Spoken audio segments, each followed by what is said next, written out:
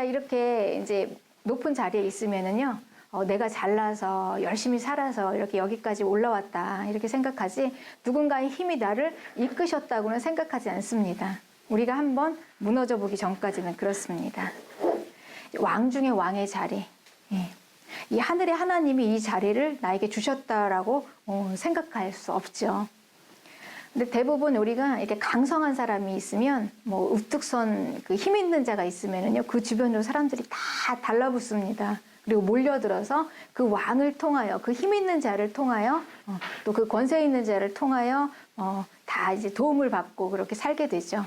이렇게 이제 이런 시스템으로 흘러갑니다. 인생들, 들짐승들, 공중의 새들까지 모든 통치권을 주셔서 하나님이 다스리게 하셨다라고 절대 생각하지 않습니다. 내가 이렇게 힘이 있으니까 사람들이 나에게, 내가 이렇게 사람들에게 베풀 수 있구나라고 이제 생각하는 것이죠. 자기가 중심이 되어서 생각합니다. 더구나 이제 느부갓네살 왕의 신은 마루둑이라는 신이었어요. 마루둑. 그래서 이 신, 그리고 여호와 하나님은 이스라엘의 신. 그러니 그분이 나와 무슨 상관인가? 세상에서 영향력 있는 권세를 가진 불신자들이 교회의 하나님, 그분과 내가 무슨 관계인가? 이렇게 생각하죠. 근데 이제 어느 날 이 왕이 이 화려하고 또 웅장한 이 왕궁의 꼭대기를 거닐면서 스스로 도취되어서 말합니다. 이 큰 바벨론은 내가 내 능력과 내 권세로 내가 건설해서 나의 도성을 삼고 이것으로 내 위엄의 영광을 나타냈다. 이제 이렇게 말합니다. 그런데 이 말이 끝나기가 무섭게요. 느부갓네살 왕은 갑자기 자기가 들짐승이라는 망상에 빠졌습니다. 이게 하나의 정신질환의 이제 일종인데요. 그러니까 이 들짐승, 내가 나를 들짐승이라고 생각하니까 이제 뭐 사람이 사는 곳에서 살 수가 없는 거예요. 궁전에서 살 수가 없어서 들로 나가서 이제 짐승들과 같은 수준이 되어서 살게 됩니다. 소처럼 풀을 먹고, 또 짐승의 소리를 내고, 또 머리털은 독수리 같이 길어지고, 또 손톱은 자라서 새의 발톱처럼 휘어지고, 이렇게 느부갓네살 왕이 되어버린 거예요. 한순간에. 인간이 이렇게 약합니다. 우리 몸의 일부 하나가 이렇게 질서에서 이탈해버리면요, 우리는 짐승이 되고 말아요. 이 짐승과 우리는 재료가 같잖아요. 그러니 우리 안에 이런 그 영혼이 빠지고 생각이 이렇게 막 엇갈려지면 그냥 그대로 그야말로 짐승입니다. 똑같습니다. 그때의 모습은 왕이 아니었습니다. 천하의 제국의 왕의 모습이 거두어지니 들짐승과 같은 아주 천한 자가 나오는 것입니다. 그러니 이제 온 민중들은 짐승같이 행동하면서 들에서 사는 왕을 보았습니다. 이제 아무도 그런 천한 왕을 느부갓네살 왕이라고 대우하지 않았습니다. 그러니까 느부갓네살은 일순간에 바닥에서 왕이 아닌 이제 자기의 진짜 모습이 이제 드러나게 되는 것입니다. 그때 이제 내가 누구인지를 알게 되는 거죠. 7년 동안입니다. 밑바닥에서 자기의 실체가 무엇인지를 보았습니다. 정말 내가 아무것도 아닌 존재이구나. 짐승과 같구나. 그리고 그때 비로소 하늘을 우러러 볼 수 있습니다. 그때 이제 하늘을 보게 되는 거예요. 아주 겸손하고 낮은 마음으로. 그리고 절대자가 보입니다. 주권자. 그분 앞에서 이제 내 모습을 보면 그 모습이 이제 제대로 보이는 거예요. 그래서 우리는요, 그 절대자 앞에서 보기 전에는 제대로 볼 수가 없습니다. 아무것도 아닌 짐승 같은 사람이었는데, 나 같은 자를 누군가가 내 힘으로 이 자리를 올 수 있었던 게 아니라 누군가가 나를 여기다 올려놨구나. 그분. 그리고 이제 그 절대적인 주권자를 바라보면서 이제 갑자기 그는 정신이 돌아왔습니다. 7년 만입니다. 그때 이제 느부갓네살의 왕의 마음은요, 확실히 변했습니다. 내가 누구인가를 제대로 볼 수 있으니까, 그리고 이제 하나님이 보이기 시작하는 것입니다. 그리고 거기에서부터 이제 사람이 보입니다. 모든 것을 제대로 보게 되는 것입니다. 이제는 눈을 떠서 제대로 보게 되었습니다. 그러니까 전에는 어둠에 갇혀 있으니까 이제 어둠 속에서는 안 보이잖아요. 눈이 멀었습니다. 제대로 안 보여요. 그런데 이 어둠의 빛이 쫙 들어오면은 이제 빛 가운데 이제 진실이 보이기 시작하는 것입니다. 이제 깊고 긴 풀무불과 같은 고통 속에서 아주 짙고 강한 어두움이 이제 불살라지니까 이제 거기에서 느부갓네살 왕의 마음이 나오는 거예요. 우리는 눈으로 보는 것이 있고요, 마음으로 보는 것이 있습니다. 마음을 통해서 보는 진짜가 이제 보이기 시작하는 거예요. 그런데 눈으로 보는 건 가짜일 수도 있어요. 어둠 속에서 잘 안 보이니까 그렇습니다. 이게 얼마나 우리는 그래서 거짓된 것을 많이 보고 살아가는가. 이제 거짓이 거두어지니까 이제 마음으로 보여지는 진짜가 나오는 것입니다. 요한일서 2장 11절에는 그의 형제를 미워하는 자는 어둠에 있고 또 어둠에 행하며 갈 곳을 알지 못하나니 이는 그 어둠이 그의 눈을 멀게 하였습니다. 어둠이 눈을 멀게 한다고 그랬어요. 그래서 소통이 안 되니까 서로 미워하게 되는 거죠. 우리가 왜 사람과 사람끼리 이렇게 생각이 다르고 생각이 다르니까 말이 안 통하죠. 그래서 또 미워하게 되고 또 왜 용서하지 못할까요? 이게 어둠 속에 있으니까요. 그러니까 눈이 멀어지니까 각각 보는 게 달라요. 그러니까 진실을 제대로만 볼 수 있다면 모두 다 진실을 볼 수만 있다면 다 보는 게 같을 거예요. 그러니 생각이 같아집니다. 그러니 당연히 말이 통하죠.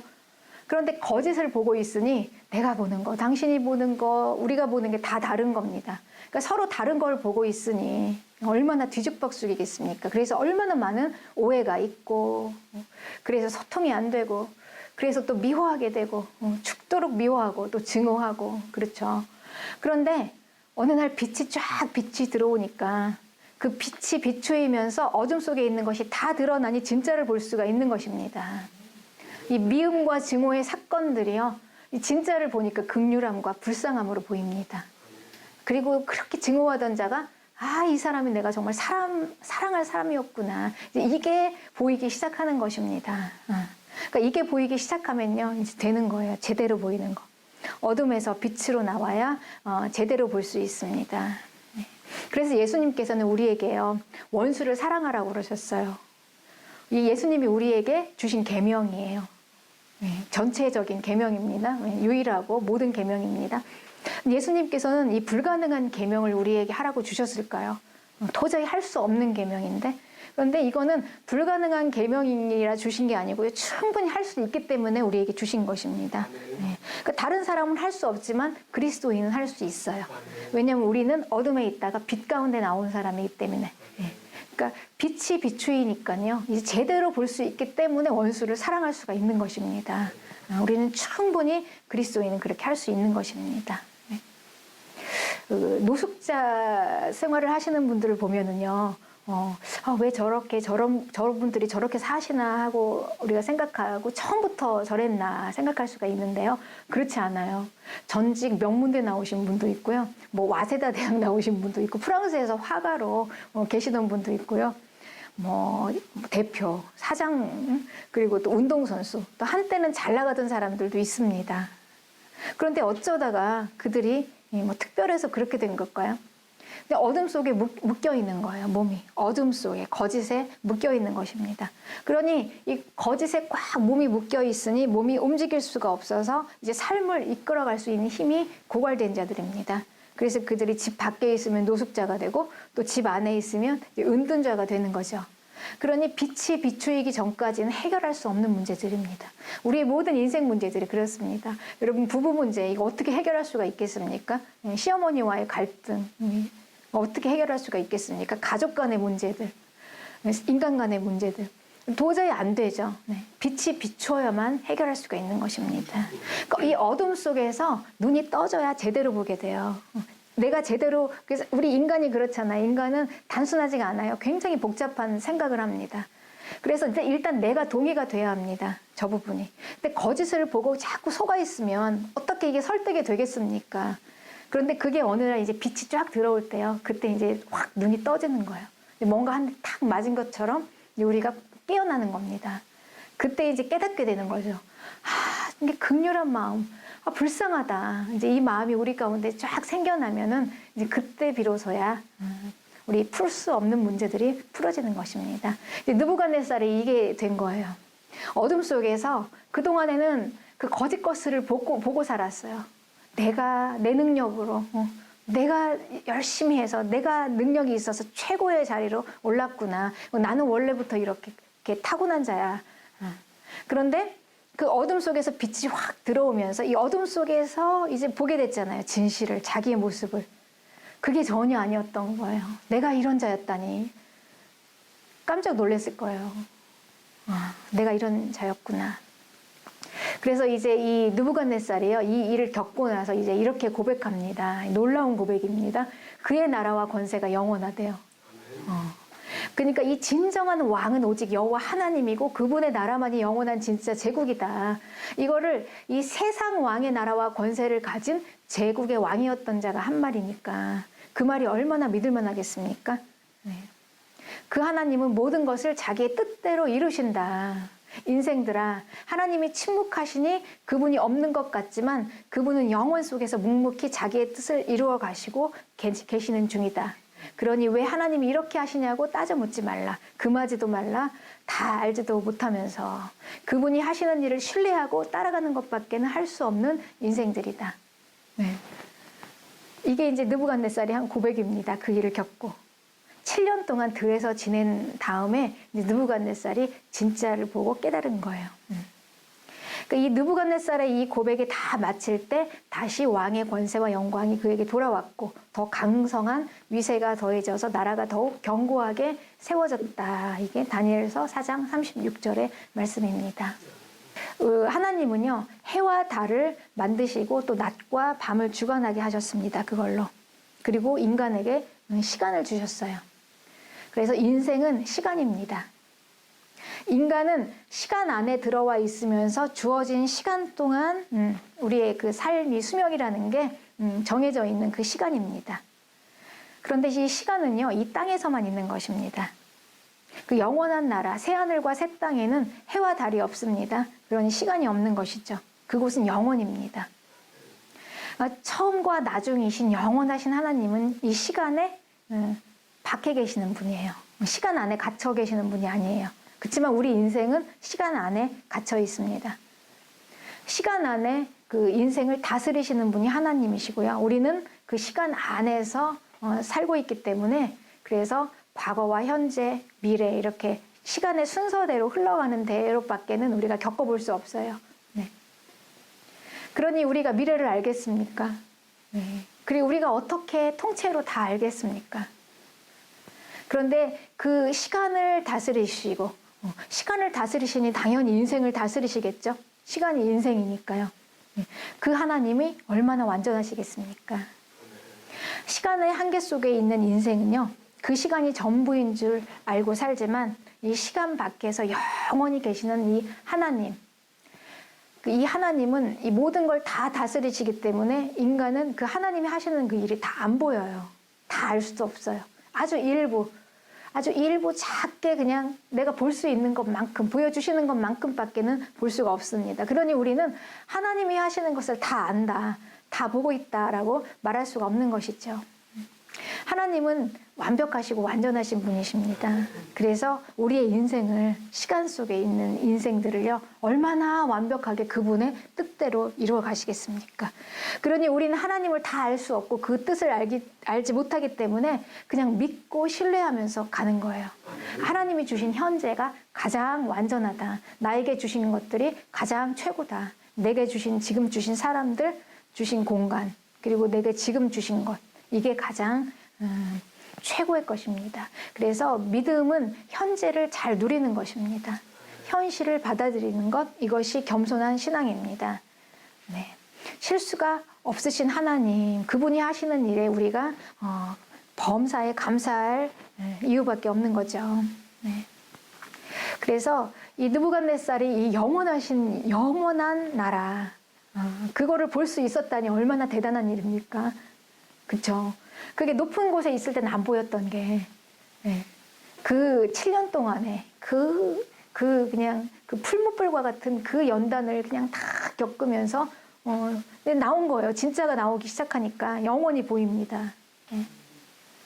그렇습니다. 그래서 우리는요, 눈을 돌려서 시간 밖에 영혼을 볼 수 있어야 합니다. 그리고 그게 보인다면 여러분, 그게 가장 큰 축복인 것을 믿으시기 바랍니다. 시간 속에 들어있는 것이 아무것도 남지 않고 깡그리 다 없어져야 비로소 우리가 눈을 들어 이제 눈을 들어 하늘을 우러러보며 영혼을 볼 수 있습니다. 그곳이 바닥이며 우리의 무너짐입니다. 그러나 거기는 새로운 터닝 포인트가 시작되는 것입니다. 그러니 우리는요, 생활이 무너지는 게 저주가 아니에요. 네. 제대로 볼 수 있는 게 축복이고 그게 없는 것이 저주인 것입니다. 이 느부갓네살은 그런데 이제 이런 어마어마한 일을 겪었는데 여기서 우리가 또 한 가지 짚고 넘어가야 할 아주 중요한 게 있습니다. 느부갓네살은 이 사건이 있기 전에요. 1년 전에 하나님이 그의 꿈으로 미리 경고해 주셨어요. 너무 놀랍지 않습니까? 이 모든 일들을 하나님이 미리 아시고 다 얘기를 해주셨어요. 그래서 다니엘이 그 꿈의 해석까지 해줬습니다. 그런데 문제는 뭐냐? 그때는 그냥 무시하고 넘어가 버린 거예요. 왜냐하면 하나님을 무시하니까. 하나님을 멸시하면 그분의 말씀이 크게 안 와닿아요. 그냥 스쳐 지나가는 거죠. 그분이 나에게 이런 얘기를 했나 안 했나도 생각이 안 날 지경입니다. 그러나 하나님은 분명히 경고를 해주셨습니다. 기회를 주시는 것이죠. 1년을. 그리고 그 1년이 지난 다음에 그 일이 일어나게 된 것입니다. 그때 느부갓네살 왕이 꾼 꿈을 꾸면은요, 그는 한 나무를 보았어요. 그 나무가 자라서 아주 견고해지고 그 잎사귀는 아름답고 열매는 풍성합니다.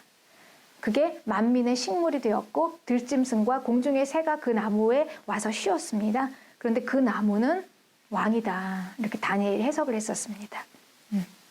그런데 그 나무 옆에는 또 감찰하는 파수꾼이 하나 있었어요. 거룩한 음성이 들렸습니다. 그 나무를 베어 없애버려라. 그리고 그루터기, 뿌리와 그루터기는 남기고 그 철사로, 쇠로 동동 그 나무를 메어 두어라. 7년 동안. 그래서 그 들에다 두어라. 그래서 이제 그런 꿈을 지금 꾸었는데요. 이제 승승장구하는 느부갓네살 왕을 묶어두라는 얘기잖아요. 얼마나 무서운 이야기입니까? 철로, 쇠로, 그러니까 철사로 이거 그 나무를 동동 묶어두잖아요. 더 자랄 수 없도록 다 잘라버리고. 그러니까 나무 밑둥이를 잘라버리고요. 나무가 자랄 수 없도록 철로 꾹꾹 묶어놓은 거예요. 그러니 하나님이 막으시면은요, 이 느부갓네살 왕이 멈추어 있는 거예요. 그러니까 자랄 수가 없는 거예요. 얼마나 무서운 이야기입니까? 그러니 뭔가 주권적인 존재가 있다는 거예요. 왕을 세울 수도 있고 묶어둘 수도 있는 그런 힘이 있는 그분이 계시다라는 거죠. 이거는 지극히 높으신 이의 명령이었습니다. 들에서 7년 동안 들짐승과 같이 지내게 하라. 한 인생을 주도하시고 결정하시고 인도하시는 주권자가 분명히 있습니다. 우리가 여기까지 오기까지 여러분 우리는요, 내 힘으로만 산 게 아니었습니다. 온 세상을 주관하시고 인생을 다스리시는 분이요, 우리에게는 그 저주와 같은 7년이었지만 가장 축복된 시간, 그 시간 가장 완전한 길로 오늘 여기까지 인도하신 그분이 계시는 것입니다. 그래서 우리는 이거를 알아야지. 왜 나에게 그때 그런 권세를 허락하셨지? 이런 걸 우리가 알아야지요. 우리는 나는 어떻게 살아야 합니까? 그래서 인생은 소명이구나. 이게 이제 나오는 것입니다. 온 세상의 하나님은 주권자이십니다. 바벨론의 왕은 마지막 때의 심판의 대상이었습니다. 하나님의 진노의 상징적인 의미였어요. 그 제국은 하나님의 나라를 핍박합니다. 바벨론, 로마, 종말의 제국. 하나님의 나라에 대적하는 나라들입니다. 그런데 그 제국의 왕을 세우시는 분이 바로 하나님이시다라는 거죠. 그러니까 그 왕의 자리를 주신 분이 하나님이시다라고 합니다. 자리를 하나님의 뜻대로 누구에게 주시고 또 누구를 세우시고 이거를 하나님께서 이 느부갓네살의 꿈을 통해서 우리에게 알리고자 하시는 것입니다. 바벨론의 왕을 임명하신 하나님. 바벨론은 그러니 이 하나님과 맞대응할 만한 그런 존재가 아닙니다. 그래서 로마서 13장 1절에 이렇게 말씀하시는 것입니다. 각 사람은 위에 있는 권세들에게 복종하라. 권세는 하나님으로부터 나지 않음이 없나니 모든 권세는 다 하나님께서 정하신 바라. 베드로전서 2장 13절에는 위에 있는 권세들에게 주를 위해서 순종하라. 그러니까 인간 역사를 다스리시는 하나님은 오늘도 동일하십니다. 그러니 우리는요, 그냥 다 알지 못하니까 내가 보는 걸로 옳고 그름으로 막 판단해서 이건 아니고 이건 맞아 이러면서 우리는 막 판단을 하잖아요. 그런데 이 바울과 베드로는요, 이걸 알았어요. 하나님의 주권을 알았습니다. 하나님이 모든 걸 다 주관하신다. 지금 있는 이 교회를 핍박하는 로마 정권까지도, 교회를 핍박하는 로마 정권, 네, 그렇습니다. 지금 있는 모든 환경에 승복하는 것이 겸손입니다. 하나님의 주권을 인정하는 것이죠. 하나님께서 내가 다 알 수 없고 이해할 수는 없지만 지금 이런 상황 속에서 지금 여러분 코로나로 인해서 우리가 교회가 얼마나 어려움을 당하고 있습니까? 우리가 예배를 사모하는 자들이요, 예배를 드릴 수가 없어요. 얼마나 이 가장 큰 이게 저주 같은 저주가 지금 왔습니다. 네. 뭐 하나님이 실수한 걸까요? 무능력한 걸까요? 뭐가 잘못된 걸까요? 그렇지 않습니다. 오늘 이 말씀을 우리가 적용하면 너무 완전하시게 하나님은 그냥 여기까지 인도하신 거예요. 네. 우리는 그냥 이걸 믿음으로 받아들이는 것입니다. 그리고 이 가운데에서 그냥 우리는 충실하게 하나님이 하실 일을 그냥 믿고 믿음으로 따라가는 거예요. 하나님은 분명히 완전하시기 때문에 여기에서 하나님의 뜻을 이루어 내실 것입니다. 분명합니다. 우리는 그걸 믿는 것입니다. 인간 역사를 다스리시는 하나님, 네, 크고 크신 하나님, 하늘의 하나님, 천상의 하나님, 이 땅의 하나님, 그리고 그분이 나의 하나님. 네, 그래서 그분은 모든 주권자이시며 내 삶의 주인이시기도 하십니다. 그분을 믿는 것입니다. 그러니까 이 느부갓네살은요, 이 신바벨론 이 제국의 가장 전성기 시대의 왕이었습니다. 그 왕은 정말 무능력하게 일을 안 한 게 아니에요. 가장 최고의 왕이었어요, 바벨론에. 그러니까 이 세상의 생각과 하나님의 생각이 다른 게요, 그 시대에 가장 훌륭한 왕이 왜 하나님 보시기에는 그렇게 탈락되었나.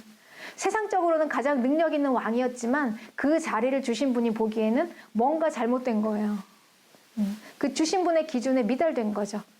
그게 다니엘서 4장 25절. 지극히 높으신 자가 인간 나라를 다스리시고 자기의 뜻대로 그것을 누구에게 주시는지 알게 되리라. 그리고 이것을 왕이 깨달은 후에야 왕의 나라가 다시 견고하게 설 것이다. 네. 그러니 우리가 이 세상에서 그냥 그 자기 능력으로 일을 잘한 거, 이거는요, 그냥 하나님이 자리를 주신 것이고 하나님의 능력을 주셔서 할 수 있는 일입니다. 근데 그거보다 가장 더 중요한 거는요, 자기에게 그 자리를 주신 분이 누구인지를 알아야 해요. 중요하잖아요. 도대체 누구인지를 모르면은 내가 왜 그 자리에 있는지를 모르기 때문에 뭘 해야 할지를 모릅니다. 그러니 제대로 못한 거예요. 그러니까 이 주권자를 모르고 능력이 있으면 이제 그 힘을 잘못 쓰는 것입니다. 자기 욕심을 위해서 쓰는 거죠. 그리고 자기 뜻을 이루기 위해서 쓰는 거고, 주권자의 주신 분의 의도대로 쓰는 게 아닌 것입니다. 그러니 인생이 얼마나 불안정합니까? 주권자를 모르는 인생이. 중심이 없는 것이죠. 그래서 부조리와 악이 생겨나고 공의가 없는 세상이 오는 것입니다. 그래서 이 주신 주권자는요, 그렇기 때문에 왜 그 주신 주권자가 누구인지 이거를 분명히 알게 하시기를 원하는 것입니다. 그래서 이걸 아는 것이 가장 큰 소명이죠. 이걸 모르니까 느부갓네살은요, 공의를 행하고 가난한 자를 긍휼하게 여기고 용서하는 마음이 부족했습니다. 그 하나님은요, 온 세상의 하나님이세요. 그리스도인의 하나님만은 아니십니다. 그러니까 느부갓네살은 하나님의 소명을 받고 또 그분을 만나서 그분이 누구인지도 알게 되었어요. 이런 걸 보면 하나님은요, 온 인류를 다 초청하신다는 것입니다. 그런데요, 여러분, 모두가 다 택함받은 자들은 아니라는 것입니다. 마태복음 22장 14절에는 청함을 받은 자들은 많지만 택함을 입은 자들은 적다. 예수님의 말씀이십니다. 그러니 이 구원이라는 거는요, 하나님이 택하신 하나님의 주권으로 이루어지는 일이라는 것입니다.